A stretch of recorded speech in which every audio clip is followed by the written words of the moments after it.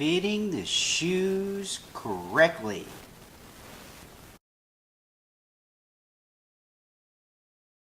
First thing we have for today is the size. The size of the shoe, honestly, whatever your regular shoe size is, it should not be that in your running shoes. It's very rare that I fit somebody in the same shoe size than their regular shoe size. So if your regular shoe size is like a size 8, it's very likely you may have to go up to a 9, or sometimes I even have to go up as high as a 9.5 or so. Bigger. Make sure you have enough room in the shoe, whatever size you have to. Just ignore the number that is on the inside of the tongue or on the shoe box, because that's, again, if you normally, whatever your normal shoe size is, that's not likely to be the size that you should be fitting in your running shoes. Now, there's other factors that go into that. If you're only doing 2 or 3 miles, not as big of a deal. If you're training for a marathon or half marathon or anything like that, or an ultra marathon, you want to fit yourself you want to have a little extra room in there. So just remember that you want to have extra room the further you are running. So bigger. The next thing would be is really the space. I get a lot of complaints about this one. Oh, I have a lot of space left in front of my toe.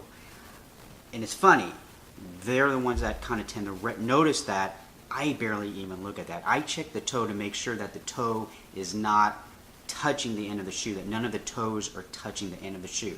It's true, you don't want the toes touching the end of the shoe, but how much space is in front of your toe is not a major concern to me. As long as you're not touching the end of the shoe, that's fine. The way you really should be checking the fit is that the ball of your foot, the widest point of your foot, which for most people is the ball of the foot because of the shoes that we wear, is at the widest point of the shoe. That is typically where the shoe is going to flex, and so that's where you want the ball of your foot to flex. And so they line up with each other, lining up. So don't go so much by this, go by the widest point of the shoe. That was not an earthquake. No, it wasn't. Anyway, make sure you're going by the ball of the foot to the heel, that it fits well from here to the heel. And again, if you got really long toes, you may have a little bit less space in front of your toe. Again, you don't want to be touching the end of the shoe.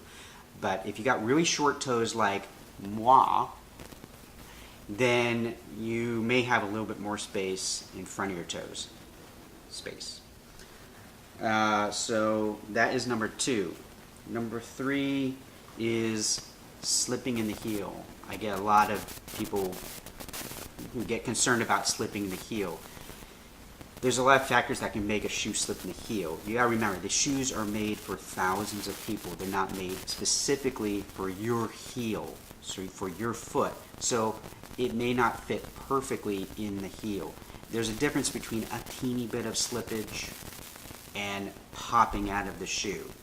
So you do want it to be somewhat of a snug fit, but I wouldn't compromise toe fit for a little bit of slipping. I always say if it's on a scale 1 to 10, it's like a 3 or 4, I wouldn't worry about that, especially if you're getting a more heavy duty shoe that doesn't flex. And so what can happen is the heel is your foot's trying to flex, but the shoe's not flexing. So again, give it about 40-50 miles on that shoe, a couple weeks, it will probably stop slipping. There's also other things you can do, like runner's loop, which is a lacing system that locks the heel in, pulls the heel counter in, and really fits the heel a little bit snugger. I don't personally like that. I'd rather have more range in my ankle and my foot and have a little bit of heel slippage. But everyone's different on that. Some people get panicky if there's any heel slippage. Again, just depends what concerns you there. But I certainly wouldn't not go with the shoe if everything else was so comfortable about it and it was just slipping a little bit in the heel. I don't think I would rule it out. And I have really narrow heels. Another thing would be is to not go by brand. There are a lot of new brands out there that people are less familiar with. So, you know, there's brands like Altra, You may or may not heard of them, but they're still fairly new. Hoka 11, still a new brand. Little, again, people in the running community, you probably have heard of it, but you might not have. But there's brands like, outside of the big New Balance, Brooks, Nike, New Balance, and so forth. Big brands like that. There are smaller brands, like I said, Altra. There's a brand I like a lot called Topo. There is another brand that I finally have a shoe that I really like from called the 361. Again, if there's a shoe in their lineup that is good, I will find it.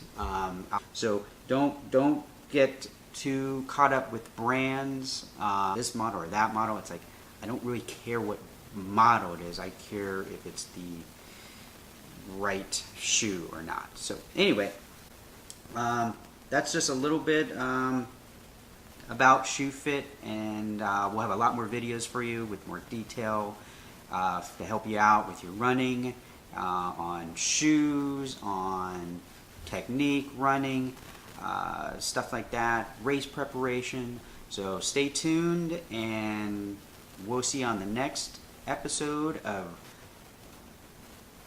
Running, the Runner's Desk here at Runnergy. Thanks. Have a good day.